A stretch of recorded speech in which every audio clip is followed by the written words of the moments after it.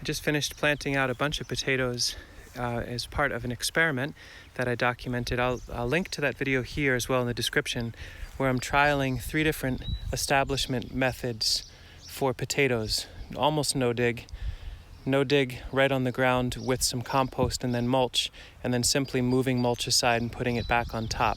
So we're going to track that throughout the season. And I had some potatoes left over from that experiment, and so I'm trialing another idea that I thought I would document here, where in our goal of converting our neighbor's lawn into a food forest, which I'm going to link to the playlist on that right here. These are, we're just getting established. We've been mowing with a reel mower to keep the grass down and feeding that to our chickens. And in this row right in the center, I've got a row of willows that were put right into the ground when they were dormant this winter, and another row of willows. There's about 20 varieties in here, with the idea that this will be a nice corridor that we can grow vining crops up in the future, maybe feed sheep, maybe have some firewood or some different material or mulch on site. But you can see these willows here. And as time allows, I've been coming through with some hay and dropping it around them. I haven't had as much hay as I'd like, and the weeds are coming up. I think it's okay. I can weed whip around there and get some hay later on.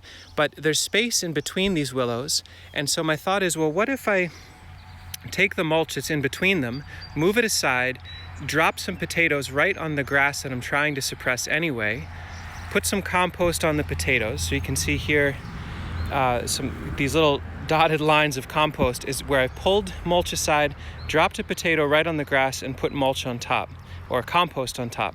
And then I'll mulch that compost to keep it cool. And the idea is, since we're not going in and disturbing the soil in between these willows, the potatoes can access the light that's coming through and maybe put it to a higher value than having grass and weeds come through. So you can see potato, potato, potato, potato. And so then I'll cover those with compost, put some mulch on top. When we go to harvest these in the fall, we won't be going in, with a rototiller or a shovel or anything crazy. We'll simply pull the mulch aside, and whatever potatoes we can get without digging will be the potatoes that we have access to. This will incentivize us mulching more, adding more compost, all in the theme of the long-term goal of the willows, but seeing if we can obtain a yield in the meantime. So I'm going to go right down this line, move the mulch aside, drop the potatoes down, and put compost on top and replace the mulch.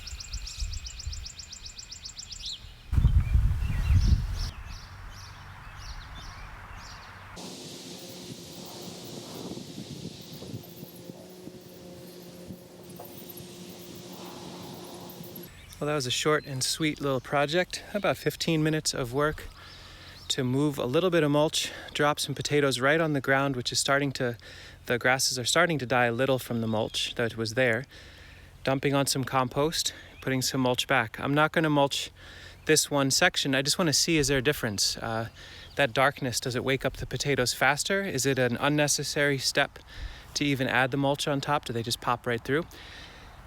Worthwhile experiment. Would I design a CSA around this? No way. Would I anticipate, an exact number of potatoes in the fall? No. But for a space that's in early succession that could use some facilitation and support, and incentivizing me to bring more mulch to support these willows, because in the meantime, that mulch will be translating into food for us in the fall. So it's that idea of stacking functions, obtain a yield, integrate rather than segregate. Lots of permaculture principles to work with in the world, and this is just one iteration of that idea. I'll share notes as it goes. Maybe this is a complete bust. I suspect we'll get some potatoes out of this. I put in about $10 of seed potato, and we could get theoretically upwards to 100 to 200 pounds of potatoes if this works amazingly well. I don't know, if we get 10 or 20 pounds of potatoes, I'll be thrilled. We'll share notes as we go along. Thanks for watching.